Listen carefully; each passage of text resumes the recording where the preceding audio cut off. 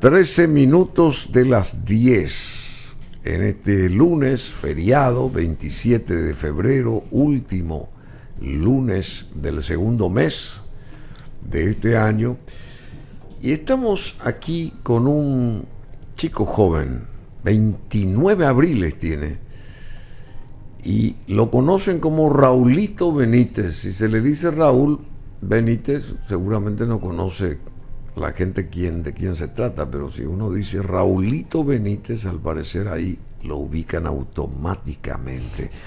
Él es ingeniero electromecánico, pretende ser diputado por Central, por la Alianza Encuentro Nacional, pero tiene un currículum largo, extenso. ¿Quién es Raúl? O mejor conocido como Raulito, porque si uno dice, vuelvo a insistir, Raúl no lo conoce nadie, más que su madre seguramente. Raulito, todo el barrio, la comunidad y miles de amigos, porque tiene muchos amigos. Fue vocero, Raulito Benítez, en aquellas manifestaciones estudiantiles, Una No Te Calles, ¿se acuerdan? Esas manifestaciones ahí en la Universidad Nacional de Asunción, Una No Te Calles, en los años 2015-2016, donde lograron la renuncia del rector Froilán Peralta por hechos de corrupción que hasta ahora creo que está siendo investigado, o qué sé yo, está todavía ahí en aguas de borraja, entre San Juan y Mendoza jurídicamente, este ex rector Froilán Peralta. También Raulito Benítez lideró el paro estudiantil en la Facultad de Ingeniería de la UNA, donde se logró la renuncia del entonces decano Eber Cabrera. Él es una máquina de cortar cabezas, no deja títere con cabeza, Raulito. Fue encargado también del bachillerato técnico en electricidad del colegio público en el barrio San Francisco de Ceballos Cueno. O sea, ¿quién le cortó la cabeza ahí? Pero fue encargado. Ahí construimos. Ahí construyeron, dice. Trabajó en proyectos de educación con el Ministerio de Educación y Ciencias. Entre el 2016 y 2018 fue presidente de la Federación de Estudiantes de la Universidad Nacional de Asunción, presidente de la Federación de Estudiantes. Ahí muestra su capacidad organizativa y su transparencia y su feedback con la gente joven. Entre el 2017 y 2018 fue presidente de la Federación de Estudiantes de la UNA, y con las ganas de construir, de hacer, de apoyar proyectos que puedan mejorar la educación y el sistema educativo, sobre todo. Fue electo presidente del Centro de Estudiantes de Ingeniería. Estuvo un año ahí como presidente del Centro de Estudiantes de Ingeniería de la UNA entre el 2017 y 2018, y trabajó en empresas de construcción del sector privado, porque bien decíamos, él es ingeniero electromecánico, 29 años. Raulito Benítez, bienvenido. ¿Cómo estás, Bruno?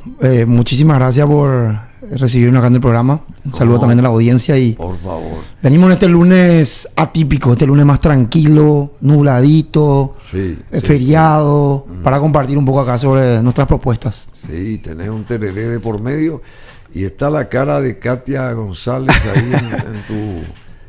sí, acá al costado. En el termo. Bueno, estamos trabajando juntos. ¿Por qué entraste en esto de la política? Digamos, bueno, en todos estos estuvimos haciendo un raconto más o menos de todas las manifestaciones tuyas a favor de la ciudadanía en distintos aspectos, y eso también es hacer política, pero política oficialmente, digamos, queriendo ser diputado. ¿Por qué te lanzaste a esto? Que no es fácil conseguir el apoyo de mucha gente, porque hay mucha gente como vos que quiere ocupar un curul ahí en la Cámara Baja del Congreso.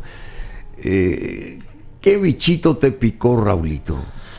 La verdad, lo que yo siempre digo es que, utilizando el término del bichito como lo dijiste, Es el mismo bichito que nos picó también en la universidad, ¿verdad? Así como decís, de alguna manera siempre estuvimos haciendo política.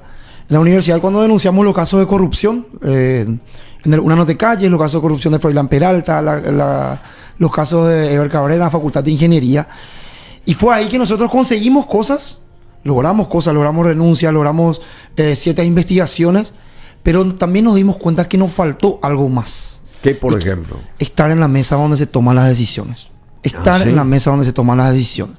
Porque al final ocurría que hacíamos una lucha que conseguía cosas, pero para hacer una reforma más profunda y lograr cosas más profundas, que es lo que nosotros queríamos en la universidad, nos dábamos cuenta que teníamos que dar un paso más. Y es así como llegamos, bueno, primero a ocupar los espacios internos dentro de la facultad, como la presidencia del centro de estudiantes, la federación de estudiantes de la universidad, los espacios para la reforma del estatuto de la universidad. Y hoy, con el mismo grupo, con la misma energía y con las mismas ganas, decimos, bueno, es momento de pasar ya a otra cancha y seguir nuestra lucha desde otro punto, desde otro lugar, que es, en este caso, la Cámara de Diputados. Entonces, fue así como decidimos, se dio este proceso, ¿verdad? ¿Y por qué abrazaste lo del Encuentro Nacional? A mí lo que me gustó del Encuentro Nacional, yo le conocí a Katia un poco en el comienzo del paro universitario, sí, cuando empezó lo de Froilán Peralta.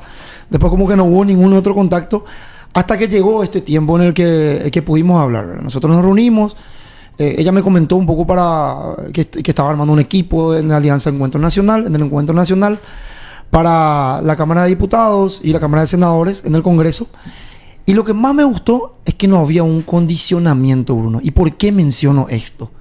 Muchas veces uno, con tal de llegar, se ata a muchos sectores, hasta algunos se atan a narcotraficantes, se atan a intereses que están fuera del interés común. Y el Encuentro Nacional para mí fue un espacio donde yo llegué y encontré un lugar donde uno podía venir y construir con los mismos ideales y manteniendo las mismas ideas. Podía construir con esas mismas bases que usamos en la universidad un proyecto legislativo. Y con el apoyo de quién también, con Katia, con el que nos dio, por sobre todo, por un lado, el espacio, y con el presidente del partido, Fernando Camacho, que también es candidato al Senado, nos abrieron las puertas y nos dieron esa libertad de decir, vengan y sigan construyendo lo que ya empezaron. Sigan luchando por lo que luchaban, sin ningún tipo de condicionamientos. Entonces eso para nosotros es súper importante, porque cuando lleguemos lo vamos a hacer atado a la gente y no a intereses de otros pequeños grupos que no tienen tanto interés en el bien común, ¿verdad? Sí, entiendo. ¿Y cómo vos te haces notar, digamos, no sé, tendrán algún respaldo monetario? Porque toda movilización política, claro, demanda dinero, digamos, de alguna forma. Algunos trabajan con mucho menos, otros con mucho más.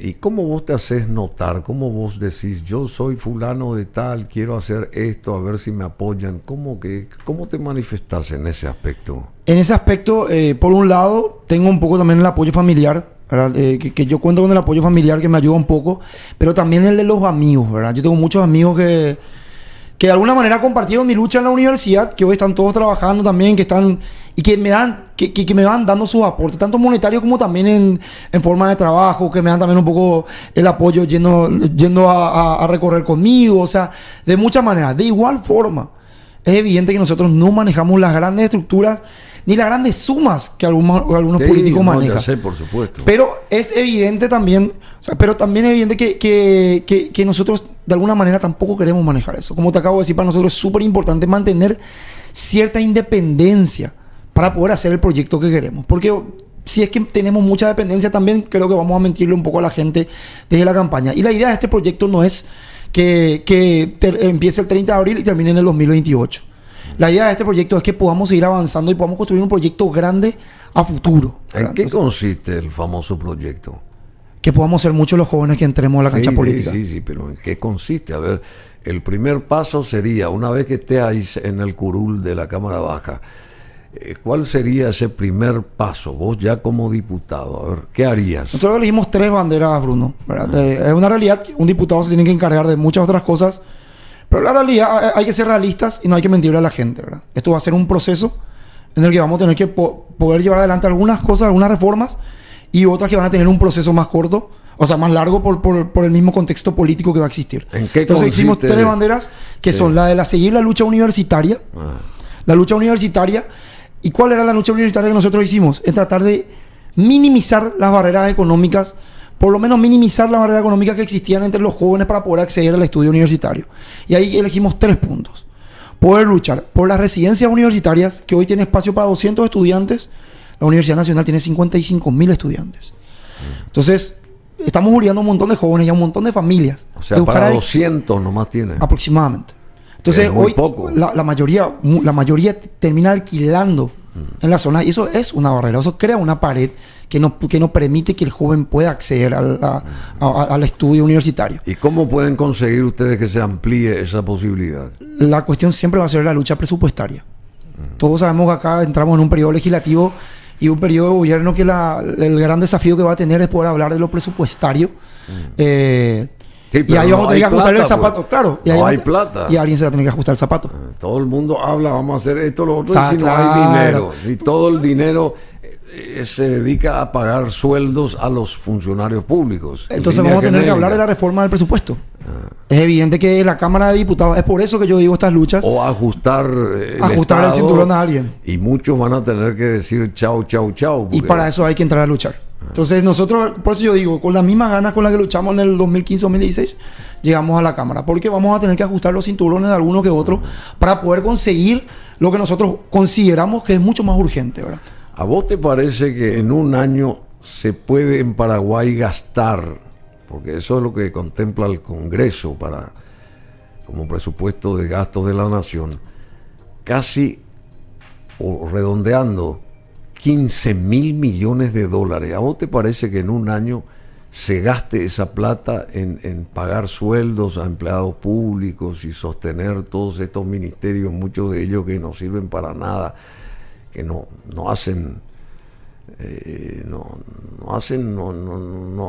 nos traen resultados, ¿verdad?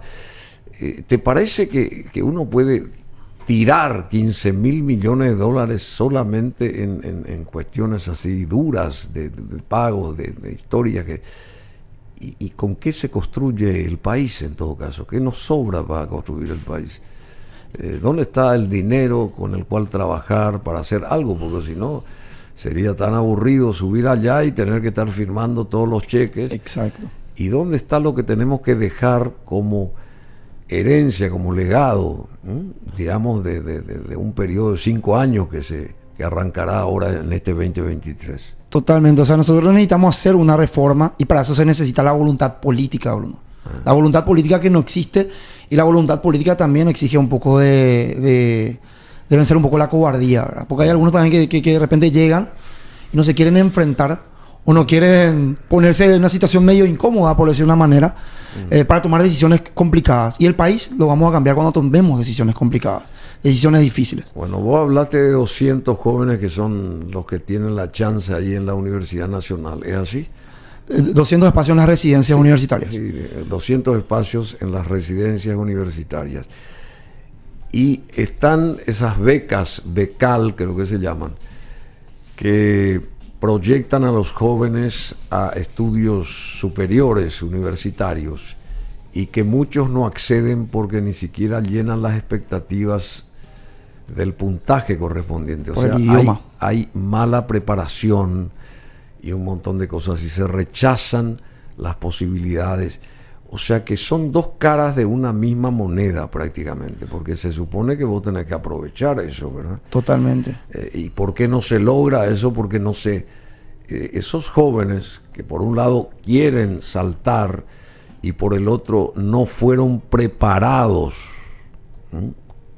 organizadamente en el sentido educativo, entonces se ven ante el dilema de no poder acceder por falta de puntaje, y a veces hasta se baja la vara de las pretensiones de la misma organización becal para enviar a estos jóvenes afuera, y como tienen ahí las becas y no hay gente que llegue Totalmente al puntaje, entonces es una incongruencia. ¿Cómo se puede revertir toda esta historia? ¿Qué se necesita vos como joven? Y al final siempre volvemos al discurso cliché, cansador de la educación, es tiene que ser tema urgente, ¿verdad? Esto se repite históricamente, todos los políticos lo repiten, que el camino es la educación, pero poquísimos y contados fueron los que seguramente lucharon realmente por esa educación de calidad.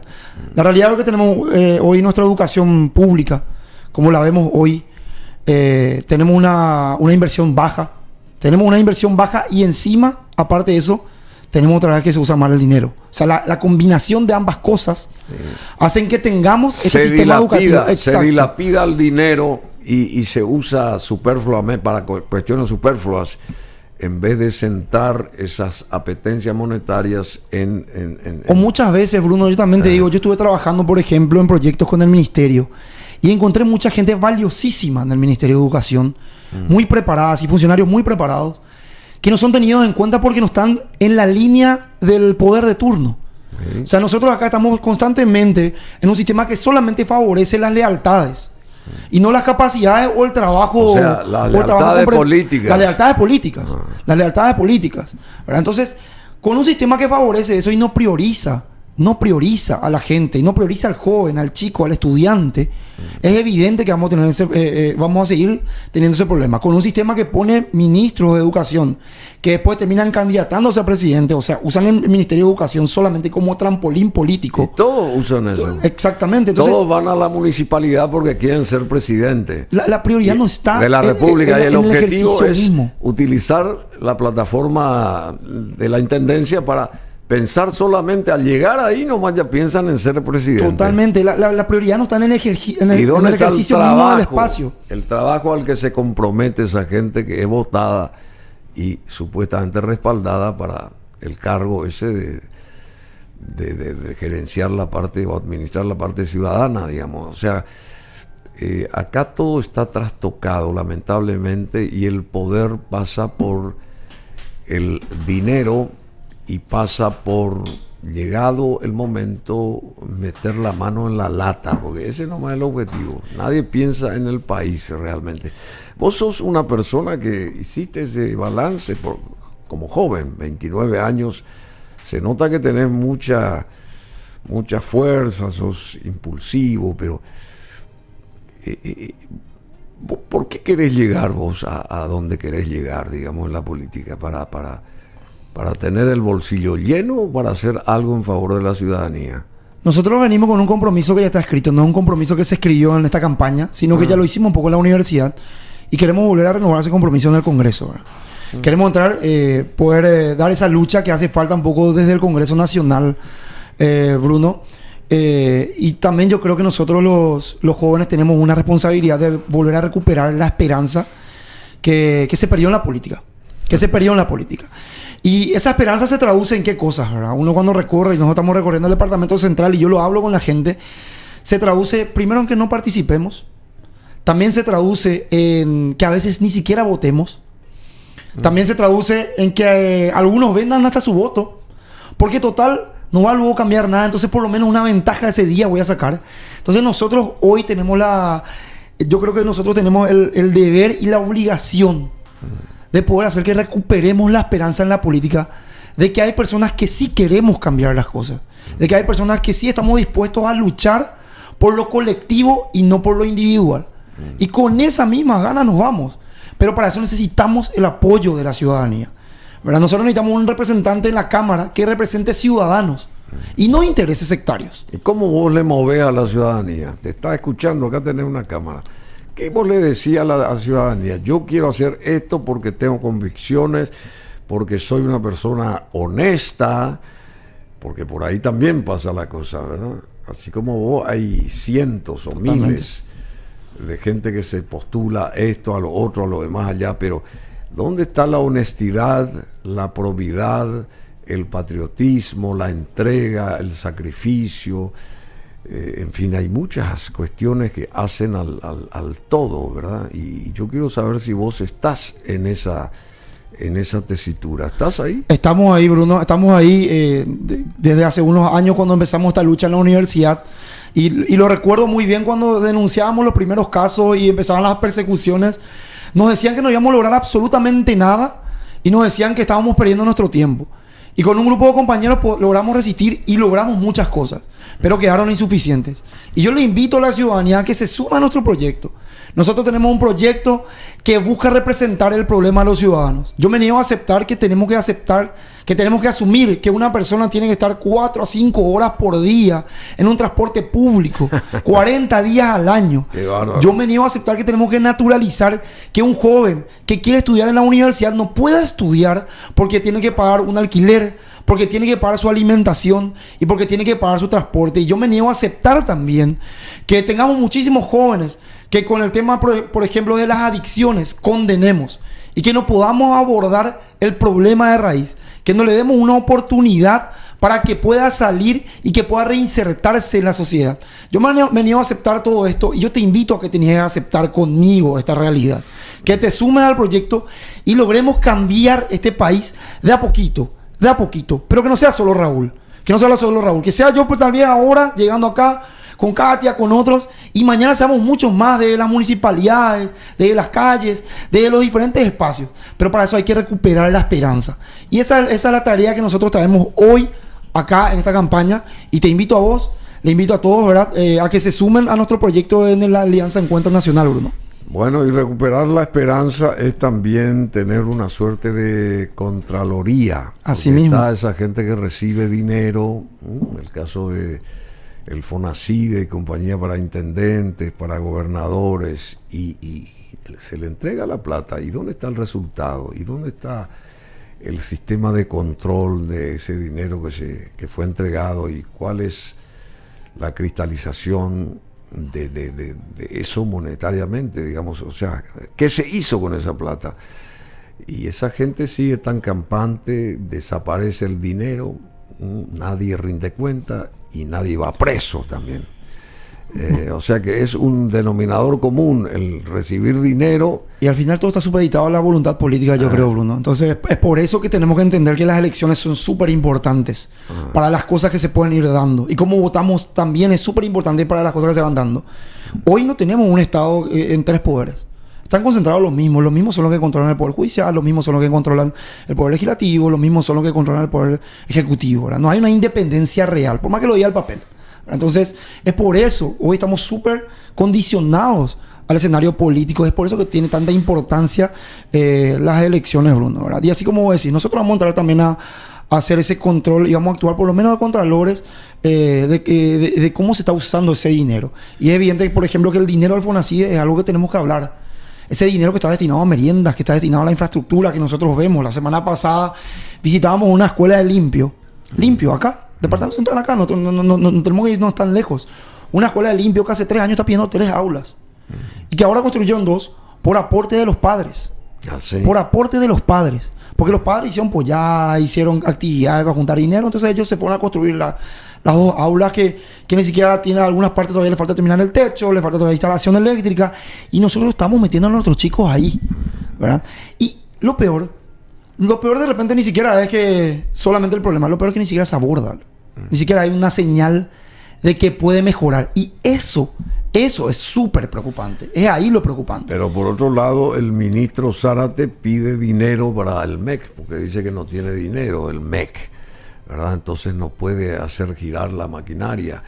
Y por otro lado vemos que hay más de 11.000 escuelas sin terminar o sin habilitarse en condiciones, del sector público estamos hablando, muchas escuelas sin luz, sin agua, cientos de estas, y bueno, es un sálvese quien pueda, no de ahora, esto se viene arrastrando, históricamente, por supuesto, históricamente.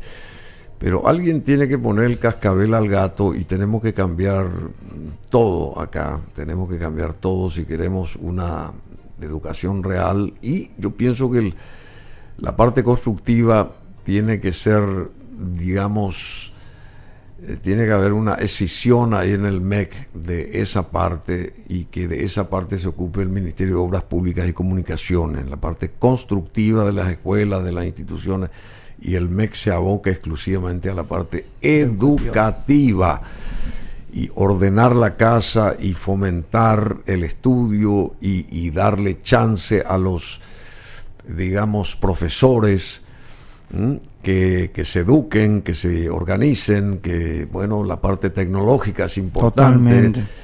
Ese lugar no tenía, por ejemplo... Que se ilustren. Tenían, por ejemplo, computadoras, esa escuela, pero no tenían dónde enchufar, no tenían mesa para poner las computadoras. Una vergüenza, porque están preocupados en terminar el techo de la escuela tal. Y vos sabes que, Bruno, te comento nomás también. Es un cóctel, un enredo absoluto y total que no conduce a nada. A mí me tocó trabajar en el barrio San Francisco y ahí fue Itaipú el que puso un poco los recursos para el proyecto de la escuela. Un momento. Ese barrio te terminó impecablemente. ¿Por qué se dejó así ese barrio? ¿Por qué nadie acompañó para que eso se vaya, digamos, profesionalizando en todo lo que corresponda? Un barrio espectacular, ¿verdad? De cero se hizo. Y lastimosamente, como te dije hace rato, mucho está supeditado a la lealtad política. La lealtad política. Este gobierno no comulgó con el anterior. Exacto. Entonces, lastimosamente... San Francisco era obra de otro gobierno, ¿verdad? Claro. Que ni siquiera es mi preferencia. Es una vergüenza. Que ni siquiera es mi preferencia, ¿verdad? Pero al final que sufre la gente. Al final esa interna política que nos lleva... No es de que sea de tu preferencia. Pero es un hermoso barrio, fue construido con todas las de la ley, donde se invirtió millones de dinero nuestro. Totalmente. ¿Y qué hay que hacer? Hay que apoyar eso. Totalmente. No dejar que se venga y abajo. Nosotros ahí trabajamos en lo que fue la escuela, el colegio técnico. A mí me tocó trabajar ahí en el colegio técnico cuando empezó.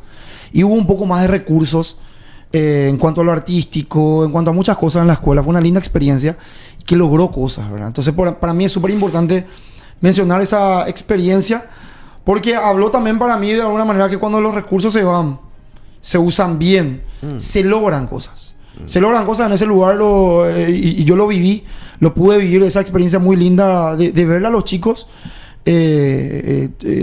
trabajando en el colegio técnico, formándose, también haciendo uso de instrumentos musicales. Fue una linda experiencia que logró realmente generar esas oportunidades a un montón de chicos que muchas veces ni siquiera pudieron soñarlo antes, ¿verdad? Entonces, era algo que te comento nomás.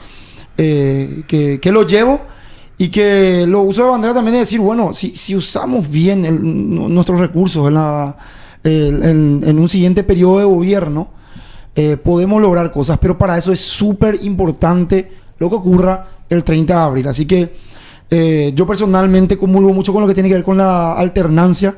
Yo creo que nuestro país necesita una alternancia en el Congreso y en el Ejecutivo. Eso va a ayudar a la democracia. De tal manera a que podamos por lo menos debatir también los modelos diferentes, la forma de encarar la política de manera diferente, con todo lo que conlleve eso, ¿verdad? Y que podamos trabajar de una vez por la gente y no por un partido, no por un color, no por un sector político, sino directamente por un bien común, ¿verdad?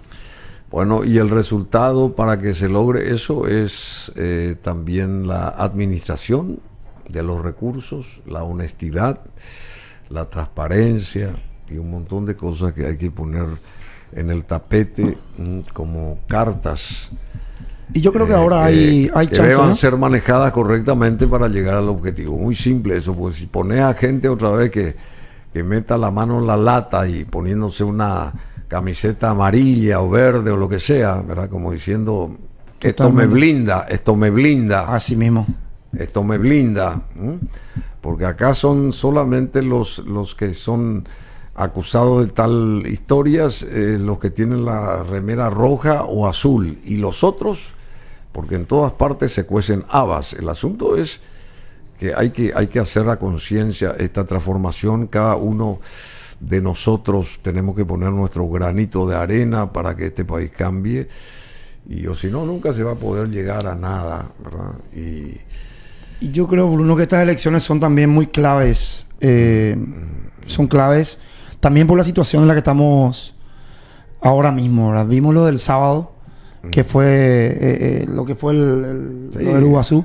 Lo que pasó con este señor, supuesto narcotraficante, que fue baleado 34. Nunca se vio una cosa así. Totalmente. Acá por lo menos nuestras narices, acá en Asunción, es una cosa increíble. Y para mí eso expresó dos cosas, ¿verdad? Por un lado, el fracaso de lo que fue hasta ahora la investigación en el caso de Evita Aranda, porque el mismo objetivo del concierto, ¿verdad? Tranquilamente no estuve en el concierto, termina siendo baleado en pleno Asunción, En pleno Asunción, circulando él tranquilamente, ¿verdad? Y por otro lado, también expone que realmente no hay un mundo paralelo del narcotráfico. No es que el narcotráfico se maneja así de forma independiente en nuestra sociedad, sino que está vinculado directamente con la política. Está vinculado directamente con la política. Y eso es algo que no podemos negar. Porque para tener esa libertad para moverte en Asunción, como lo estaba haciendo el Iguazú, sí, tenés que tener cierto blindaje que te lo puede dar el sector político. Un sector político te tiene que dar ese blindaje para que vos puedas circular libremente con un auto sin chapa, tranquilamente, como lo estaba haciendo él y haciendo compras en un supermercado, ¿verdad? Entonces, por eso es súper importante las elecciones del 30 de abril, y por eso es súper importante también entender que no es solamente las propuestas, sino también cómo uno llega. Por eso yo menciono mucho que para mí era súper importante cómo se dio el encuentro nacional. No nos dio condicionamientos. Entonces, un político que es financiado en su campaña por un narcotraficante, ¿a quién se va a deber cuando llegue? Al narcotraficante. A veces son el mismo narcotraficante, ¿verdad? Entonces, pero en otros casos. Pero se va a deber al narcotraficante y eso nos va a dar, primero nos va a dar seguridad y segundo, es evidente que las decisiones que tome no la va a tomar pensando en la gente. No, y la propia persona ya queda, digamos, atrapada, claro, totalmente. Atrapada y bueno, condicionada, etcétera. Bueno, y volviendo un poquitito atrás con este caso del ex rector Froilán Peralta, ¿en qué quedó su caso? A ver, ¿sabes algo de eso? Sí, él fue condenado el año pasado a 3 años y medio de cárcel. 3 años y medio de cárcel y él y también una de las secretarias ahí, que era la famosa, la que más conocida como la Come Papeles, que fue condenada a 2 años de prisión. Al final ellos no van a ir a prisión. O sea, ya pasó el tiempo. Sí, ya pasó el tiempo, no van a ir a prisión. Ya está. ¿Está en su casa está en su casa. Ex rector? Está en su casa. ¿Pero está libre o...? Y puede ser docente de la universidad, si quiere también. Puede concursar y puede ser docente. Ah, ¿también? ¿Otra vez? Sí, puede ser. Claro, que puede ser tranquilamente, ¿verdad? Lastimosamente bueno, no estuvo el tiempo que yo creo que debería estar. Ameritaba. Pero mencionar también que fue como un sentimiento agridulce, ¿verdad? Por un lado... ¿Qué? ¿Un sentimiento? Agridulce. Agridulce. Por un lado, bueno, para nosotros merecía más tiempo, pero por otro lado, también fue, bueno, se logró por lo menos una condena en un país donde nuestra vara pues está baja, Bruno. Sí, claro. Nuestra vara pues está baja. Entonces, a veces no se logra ni la investigación. Entonces, lograr la investigación en su momento fue un logro. Lograr su caída fue un logro. Y después lograr su condena también es un logro en cierta medida, ¿verdad? En un país donde la impunidad manda en todo su esplendor, ¿verdad? A veces como que ni siquiera se te investiga. Lograr eso también fue para nosotros un pasito. Pero, como digo, es insuficiente. Si no, pues es un cambio de cabeza nomás. ¿Cuánta gente, cuántos estudiantes se abocaron a hacer este trabajo? Más o menos. Ese trabajo... indirectamente, una no te calles, a ver. Indirectamente en esa manifestación, o sea, primero hubo paro estudiantil en todas las unidades académicas. En ese momento las 12 unidades académicas. ¿Sí? Y ese paro estudiantil, ¿cuál es el concepto del paro estudiantil? Los estudiantes se reúnen en asamblea y deciden entre ellos: nosotros no vamos a asistir a clase hasta que caiga el rector. O sea, y esos 12, son 55.000 estudiantes. Unidades académicas de la UNA. De la UNA pararon. Son 12 carreras. Por iniciativa de los estudiantes. O sea que podemos hablar que 50.000 estudiantes llegamos como a un consenso. 12 facultades. 12 facultades. Y después ahí en el día a día yo creo que estuvimos en aquella gran manifestación. ¿Cada facultad cuántas carreras tiene? No, eso varía muchísimo. Por ejemplo, en ingeniería nosotros tenemos 7 carreras, ¿verdad? En una facultad. En una facultad de ingeniería. La facultad de ingeniería civil, electromecánica. O sea, 12 facultades. 12 facultades. Tiene la UNA. Sí. Y se ramifican a través de las carreras pertinentes. Exactamente. Medicina tiene 3 carreras, la Facultad de Ciencias Médicas realmente tiene 3 carreras, entonces eso va variando de acuerdo a cada unidad académica. Y como que llegamos a un cierto consenso entre toda la diferencia que tuvimos, y eso para nosotros fue una experiencia muy linda, porque te digo, muchísimas diferencias, muchísimas discusiones, pero entendíamos perfectamente dónde estaba el problema y entendíamos perfectamente a quién teníamos que sacar.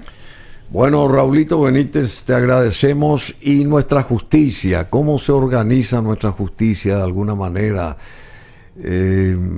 ¿Cómo? Porque yo creo que Anita es pariente ahí de... ¿Cómo que se Anita llama? Fretes. No es pariente de Antonio Fretes. De Antonio Por Fretes. suerte no es pariente de Antonio Fretes. Anita Fretes no es pariente, entonces te conduce directamente a él, vos te vas a hablar. ¿Y por qué usted sigue acá? No tengo ningún vínculo con Antonio Fretes directa o indirectamente. Prefiero mantenerlo así. ¿Cómo se arregla nuestra justicia? Lastimosamente hoy tenemos una justicia cooptada, Bruno, y que lo demuestra ahora con lo que pasó también en el jurado de enjuiciamiento magistrados, lo que pasó también ahora con la Corte Suprema de Justicia. ¿Cuál es tu visión del jurado de enjuiciamiento de magistrados? Ahora hubo un cambio otra vez, subió Rodrigo Blanco. Después de lo que fue esa vergonzosa elección de Jorge Bogarín como presidente y Rodrigo Blanco como vice. ¿Y Blanco vice. está blanqueado ya? No, para nada. ¿No? Para nada. Hace 3 semanas Rodrigo Blanco estaba pactando con el cartismo para que Jorge Bogarín sea el presidente.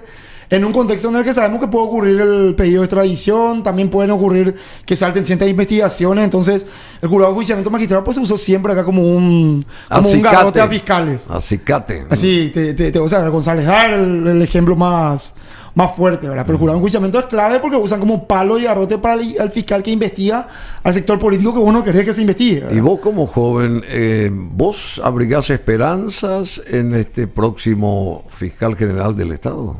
Yo creo que hay que darle, como a todos, creo que hay que darle su chance, ¿verdad?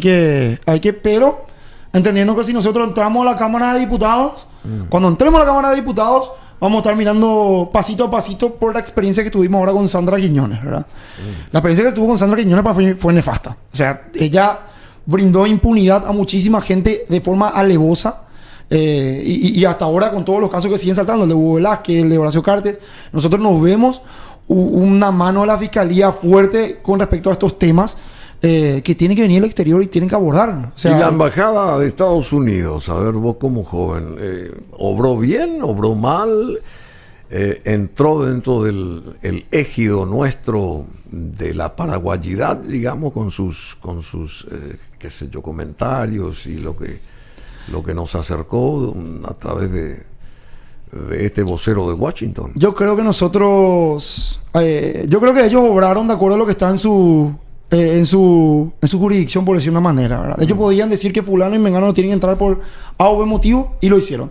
Ahora, que nosotros nos hayamos investigado a esta gente, que nosotros nos hayamos abierto alguna carpeta seria a Horacio Cartes y a Hugo Velázquez, esa sí es responsabilidad 100% nuestra. 100% nuestra. Entonces, fuera de lo que tiene que ver con lo que si la embajada obró bien, obró mal, se tuvo que haber callado, tuvo que haber cambiado de palabra, de discurso, etcétera, etcétera. Lo que nosotros tuvimos que hacer, no lo hicimos. Lo que la fiscalía tuvo que hacer, ¿la soberanía no fue violada, según vos? ¿La soberanía paraguaya con esta intervención? Para mí no. Para mí no. ¿Y dónde están nuestros representantes? Para mí acá lo que fallamos fuimos nosotros. ¿Y dónde están nuestros representantes, los del actual gobierno, tanto el presidente mismo como el canciller, que podían refutar o, digamos, aceptar lo que dijo este señor, que desde Es que acá nadie llega solo, Bruno. Acá todos llegan ataditos uno al otro.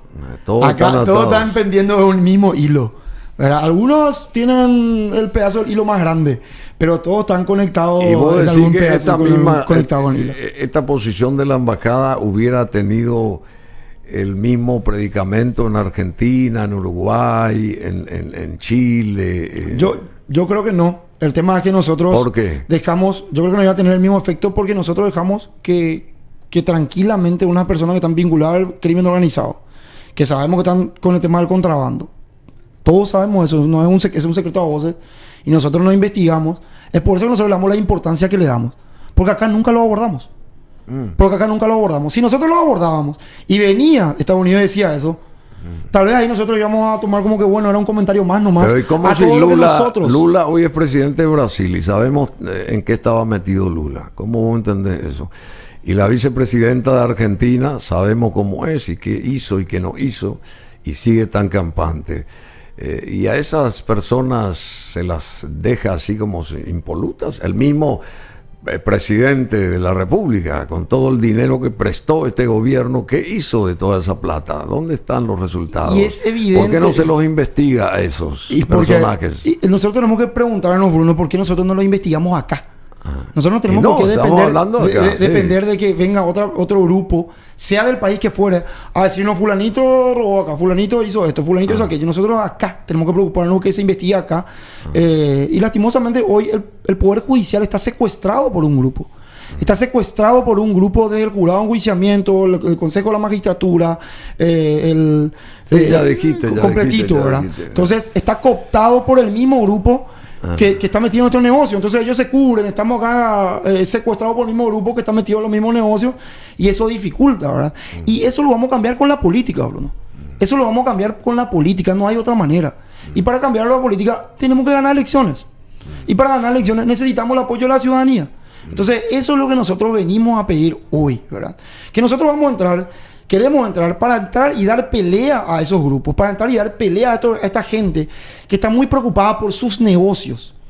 Y que si se preocuparan 10%, así como se preocupan por sus negocios, por la gente, este país ya sería distinto. Este país sería un poquito más distinto. Pero como ellos están ahora centrados un poquito en su mundo y solamente lo que les conviene a ellos, ahora capaz están más preocupados también por su propia libertad. Capaz ahora recién se preocupen por su libertad y estén dejando a segundo plano sus negocios, ¿verdad?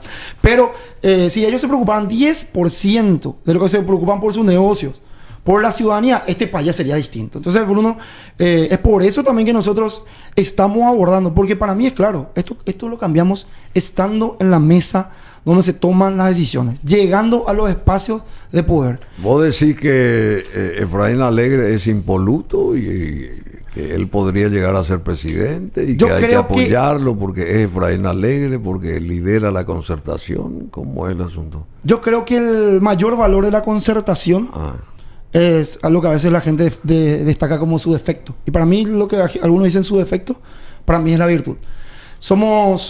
La concertación está conformada por distintos sectores y distintos grupos. No, yo sé eso. Y yo no estoy atacando la concertación para nada. Estoy hablando del que lidera la concertación. Él, vos decís que va a ser un digno representante del pueblo paraguayo llegado el momento si logra la concertación hacerse con el poder. Yo creo que él va a liderar, va a estar como líder de un grupo político muy variado que va a actuar de contralor ante las decisiones que él tome. Fuera de que acá yo creo que lo que hay que mirar es que los procesos políticos no tienen más que depender de una persona o de un patrón, ¿verdad? Que es lo que nos acostumbramos últimamente. Los procesos políticos tienen que depender de un grupo o un equipo. Y ese equipo tiene que estar conformado por diversos sectores a su vez. Y yo creo que ese es el mayor valor de la concertación. Que claro que nos trae nuestras diferencias y nuestras discusiones, nuestras peleas también a veces, pero es sano eso. Es sano cuando lo hacemos por visiones políticas distintas y no por intereses personales distintos. ¿Y qué distintos. pasa con aquellos que no están en la concertación y que son opositores? El caso de Euclides, el caso de Chilavert, el caso de Payo, según tu visión.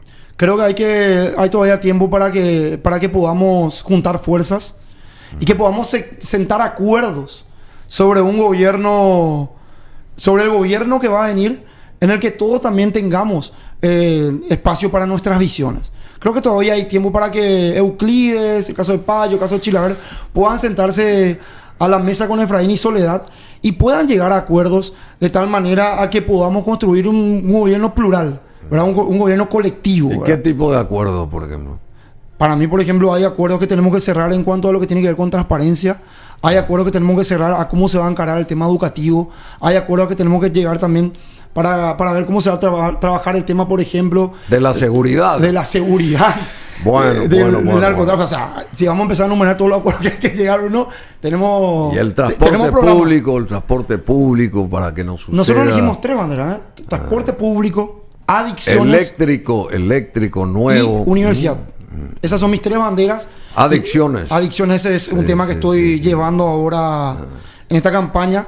Porque primero el debate en el escenario político con respecto a este tema... ¿Vos hablaste con Fresco alguna vez? No, todavía no hablé con Fresco.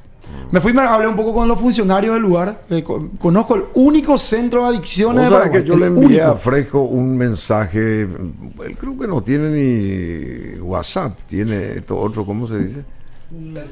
Mensaje de texto y no recibo respuesta, no entiendo. Yo creo que Fresco estará, así como yo vi el centro de adicciones. No, yo creo que el centro de adicciones justamente Fresco estará copadísimo de trabajo. Yo te digo, cuando yo me fui a buscar reunión ahí, es un centro de adicciones que tiene una corta cantidad de funcionarios, Bruno. No, y ya tiene sé, ya 18.000 entiendo. jóvenes al año. O sea, es una locura el problema de adicción en Asunción y Central.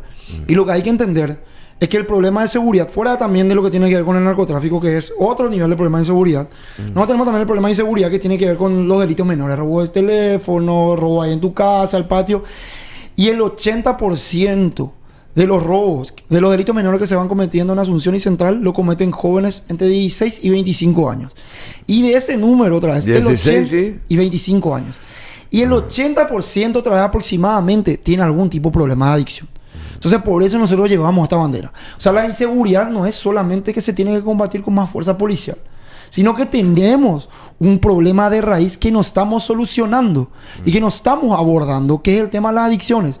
Nosotros no estamos dándole una oportunidad a los jóvenes y a las mismas familias, ¿verdad? Porque es cuando uno en su familia tiene una persona con una adicción, lo sufre toda la familia, lo sufre el barrio. Para que pueda salir adelante. Microtráfico. Exactamente. Entonces, ese problema no estamos dando solución. Entonces, acá hay que hablar, primero, evidentemente, de prevención. Pero también hay que hablar de tratamiento. Esa palabra tratamiento prácticamente no se está usando acá en Paraguay, no existe en la conversación. Y después la palabra más complicada, que es reinserción. La reinserción, que sigue siendo tema pendiente, porque nosotros tenemos jóvenes que pasan 2 meses en Tacumbo, salen. ¿Qué 2 meses? Años. No, porque, salen, vuelven. No, porque robaron un celular, están años en Tacumbo. También tenemos esos casos. Yo conozco varios. Y salen y después vuelven a entrar. Porque están completamente en un círculo vicioso. Como tienen una coctelera en la cabeza. Entonces tenemos que generar el espacio. A volver a robar para volver a entrar. Tenemos que hablar de más centros de adicciones. Tenemos que descentralizar. Se profesionaliza todo este sistema. Es penoso y no sé cómo se va a revertir esto. Ni quiénes van a hacer esto. Ese es un problema que hay que abrazar, Bruno. Nosotros ahora mismo estamos como condenando a un grupo de jóvenes que no puede salir de eso. Y este es un problema que no hay que condenar solamente, sino hay que abrazar. Hay que abrazar. Bueno, yo le cambio un abrazo, Raulito Benítez, que va a abrazar a Ani seguramente. Hoy es feriado, así que vas a tener tiempo. Y está nublado. Claro. Bueno, muchas gracias. Ahí dio la fórmula. Bueno, muchas gracias, Raulito Benítez, ingeniero electromecánico y con ansias de ocupar un curul ahí en la Cámara Baja por Central, diputado por Central por la Alianza Encuentro Nacional. Just the Way You Are se denomina temón. La canción. Ese es un temón, Bruno. Para cerrar el programa así con el nubladito. Ahí ya completamos el paquete. Claro. Bueno, cerramos este apartado con Bruno Mars ahora mismo. Hoy es lunes 27 de febrero. Buena música también acá.